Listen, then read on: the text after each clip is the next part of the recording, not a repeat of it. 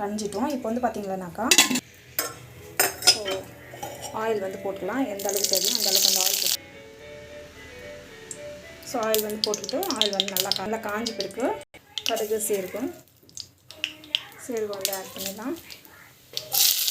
வெங்காயம் காஞ்சி கருவேப்பிலை ஸோ பெருங்காயம் ஸோ நம்மளுக்கு வந்து பார்த்திங்கன்னா கல்லுப்பு ஆட் பண்ணிவிட்டு நல்லா வந்து வதக்கிக்கோங்க.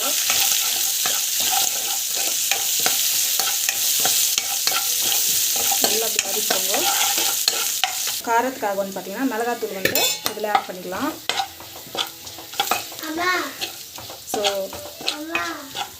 இது வந்து பார்த்திங்கன்னா நல்லா அப்படி வந்து வதக்கிக்கோங்க. ஸோ நம்ம வந்து பார்த்திங்கன்னா இதிலே போட்டு வேக வச்சோம்னாக்கா ஒரு மாதிரி மிளகாத்தூள் ஸ்மெல் வரும். இதில் வந்து பார்த்திங்கன்னா தனியாக போட்டோம்னாக்கா இந்த மாதிரி கண்ணி போட்டோம்னாக்கா மிளகாத்தூள் ஸ்மெல் வந்து வராது, நல்லாயிருக்கும், டேஸ்ட் வந்து நல்லாயிருக்கும்.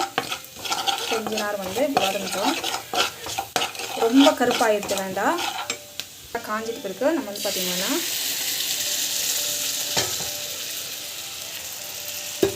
ஸோ இது வந்து பார்த்திங்கன்னா நல்லா வந்து இப்படி கலக்கிட்டுக்கோங்க.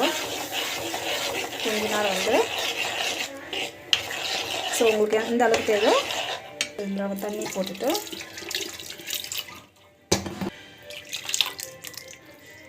ஸோ நல்லா வந்து இப்படி கலக்கிட்டுக்கோங்க. கொஞ்ச நேரம் வந்து கொதிச்சேன்னா அந்த டேஸ்ட் வந்து நல்லாயிருக்கும்.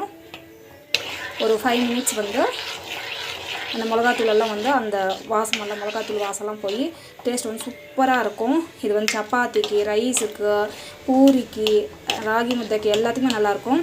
வீட்டில் ட்ரை பண்ணி பாருங்கள். கண்டிப்பாக அந்த வீடியோ பிடிச்சிருக்கான்னு நினைக்கிறேன். உங்களுக்கு பிடிச்சிருந்தா ப்ளீஸ் சப்ஸ்கிரைப் பண்ணிக்கோங்க. தேங்க்யூ.